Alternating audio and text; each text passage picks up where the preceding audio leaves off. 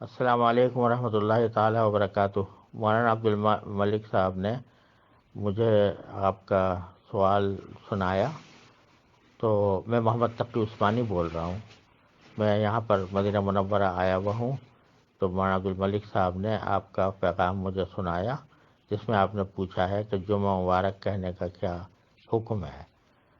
تو جواب یہ ہے کہ اس کے جائز ہونے میں تو کوئی کلام نہیں ہے۔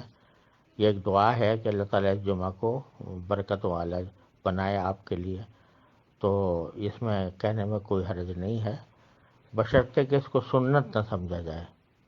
یہ نہ سمجھا جائے کہ یہ سنت ہے، اور نہ اس کا اتنا التزام کیا جائے جیسا کہ سنتوں کا التزام کیا جاتا ہے، تو پھر یہ جائز ہے۔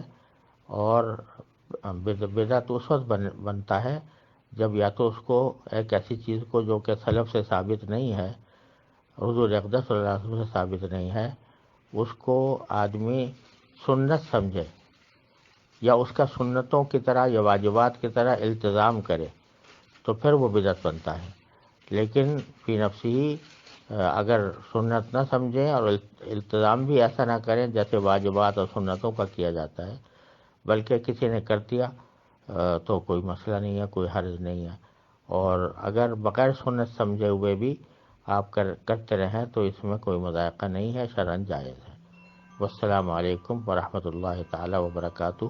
میں بھی محمد تقی عثمانی آپ سے دعا کی درخواست کرتا ہوں، دعا کا محتاج ہوں۔ والسلام۔